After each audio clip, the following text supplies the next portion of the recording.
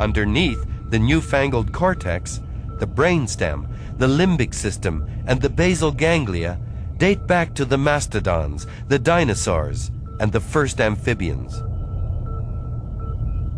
In humans, the old parts of the brain oversee emotion and help build memories.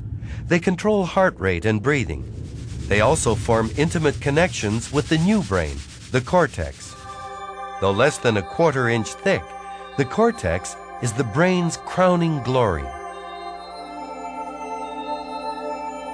Among its roles, the cortex is our reality check. It filters and orders the outside world for us and allows us to see, touch, hear, and speak. The cortex is also the human thinking cap. All our plans, thoughts, and ideas originate in this layer. The cortex is packed with nerve cells. About 2/3 of all our neurons operate here. A piece of cortex tissue no larger than a pinhead can house 30,000 of these cells.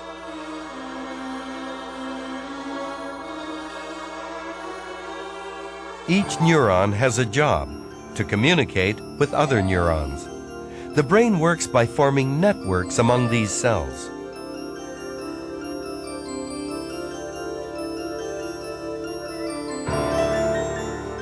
The long, spiny branches of the networks create a neural forest of astounding intricacy. Neurons use these communication lines to talk to each other with electric and chemical signals.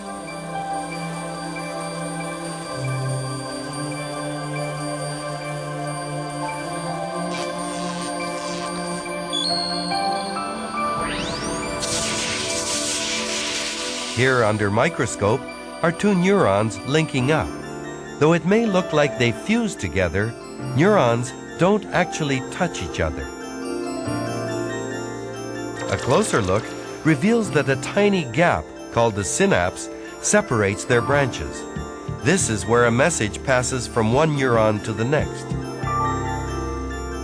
The message comes from here, small sacs that store chemical molecules.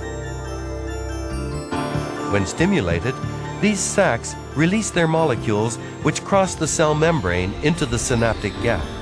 An electric zap allows this to happen. Meantime, the receiving neuron has special welcome sites for the incoming molecules. These receptor sites bind with the molecules. When they do, special gates open up. The gates let in a flood of charged particles, sodium and potassium ions, which start up a new electrical signal in the receiving neuron.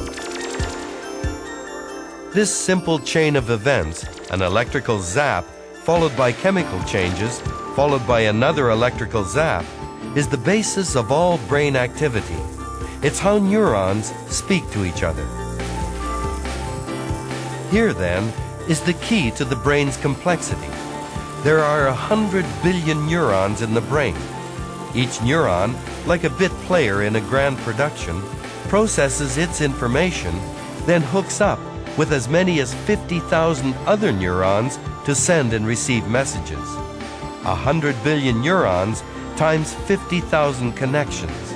It's this complexity that allows us to think imaginatively. On their own, neurons aren't very bright. But put 100 billion of them together in a small space and let them all start talking to each other, and you start to get brainstorms.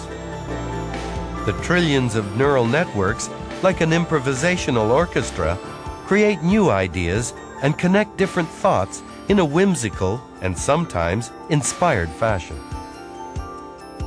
It's this impromptu ability to produce new things in our brains that allows us to progress, that quite simply takes us from here